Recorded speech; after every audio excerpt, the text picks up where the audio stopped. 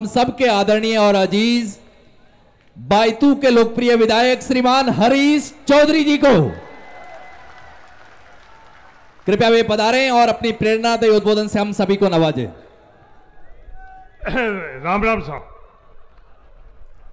सबसे पहले तो मैं स्वर्गीय वीरेंद्र जी को श्रद्धांजलि अर्पित करना चाहता हूं। आज वीरेंद्र जी के मूर्ति का अनावरण, वीरेंद्र धाम के शुभारंभ के अवसर पर कार्यक्रम के मुख्य अतिथि पूर्व उप मुख्यमंत्री सचिन पायलट साहब, हमारे परिवार के मुखिया हेमाराम जी चौधरी साहब, सम्मानित साधु संत और लाखों की तादाद में आए हुए बाड़मेर और बाड़मेर के अड़ोस पड़ोस के क्षेत्र से किसान भाई और नौजवान साथियों, माताओं और बहनों, बाड़मेर जिले के अंदर विषम परिस्थितियों में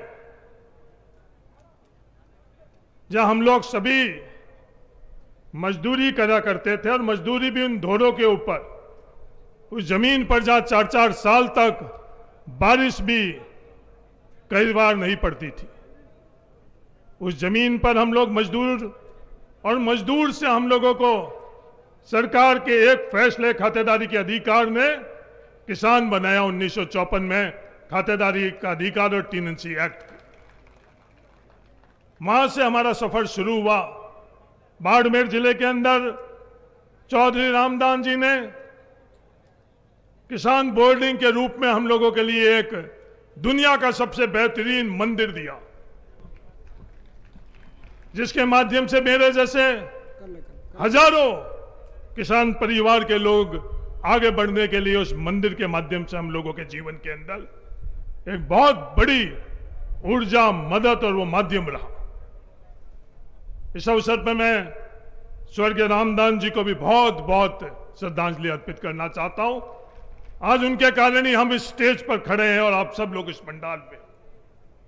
मैं इस अवसर पर अगर स्वर्गीय मूलाराम जी धतरवाल साहब को, चौधरी साहब को अगर याद नहीं करूं तो शायद मैं ये समारोह अधूरा रखूंगा।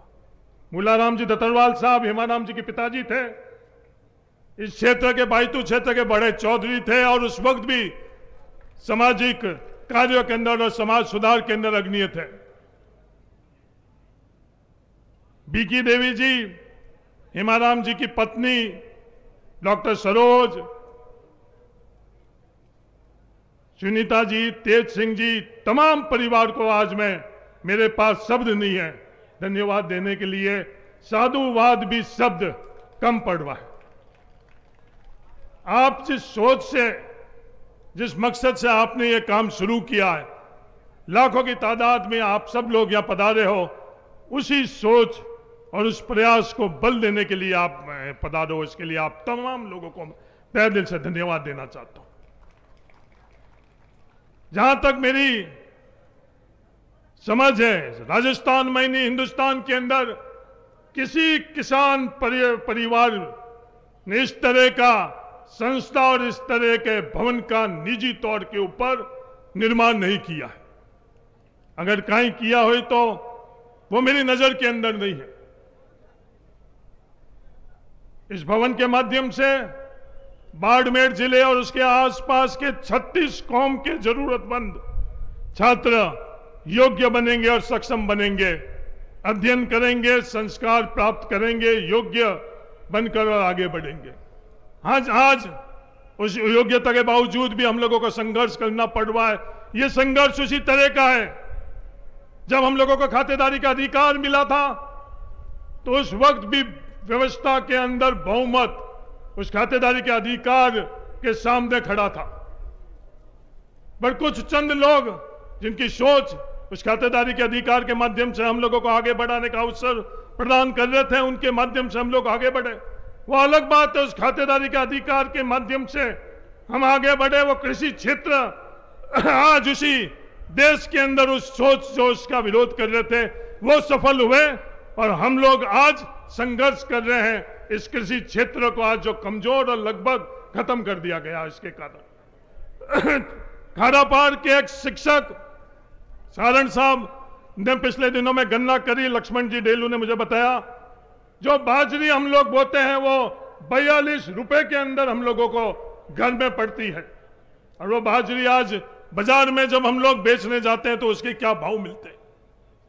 जिस तरह से ये कृषि क्षेत्र खत्म किया गया, उसी तरह से आज ये प्रयास किया जा रहा है किसान के और गांव से योग्य बच्चे जो किसान बोर्डिंग और वीरेंद्र धाम से योग्यता के माध्यम से इस देश के अंदर, इस व्यवस्थाओं के अंदर हिस्सेदार और भागीदार बने, उनको कैसे रोका जाए।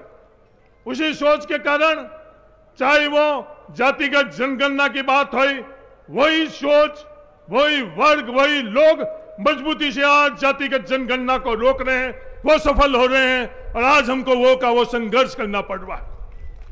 आज 21% के जगह 27% जो आरक्षण है वो हमारा हक है, कोई हम लोग भीख नहीं मांग रहे हैं, पर उसके लिए भी हमको संघर्ष करना पड़ रहा है। आज 21% जो आरक्षण है, जब भर्ती होती है तो आरक्षण के अंदर हम लोगों को 0% और 1 और 2% मिल रहा है। वही संघर्ष हमको वापस करना पड़ रहा है जो हमारे पूर्वजों ने किया। आज हम लोगों को संघर्ष करना पड़ रहा है। लोग बड़े यश लेते हैं, लोग बड़ी बातें करते हैं कि सरकार हमने बनाई, पर ये सरकार जो हमने बनाई, इस सरकार के सामने हम लोगों को संघर्ष करना पड़ता है। ये संघर्ष किस कारण करना पड़ता है? नौजवान साथियों और किसान भाइयों, अगर ये चीज आप समझ लोगे तो हमारे को आने वाले पीढ़ियों के अंदर संघर्ष नहीं करना पड़ेगा। बहुत विरले हैं सुनीता जी और तेज सिंह जी जैसे जो हेमाराम जी की सोच को उस परिवार के अंदर आगे बढ़ाने के लिए अपना सब कुछ लगाया है। वरना आज के जमाने में आज की पीढ़ी सिर्फ अपने आप के लिए सोचती है और अपने परिवार के लिए सोचती है। मेरे इस अवसर के ऊपर आप तमाम लोगों से यही निवेदन है, जागृत हो, शिक्षित हो, संगठित हो, हक के लिए संघर्ष करो। आने वाले वक्त के अंदर सिर्फ हिस्सेदारी से संतुष्ट नहीं हो, आने वाले वक्त के अंदर व्यवस्थाओं के अंदर नेतृत्व हम लोग किस प्रकार से कर सकें।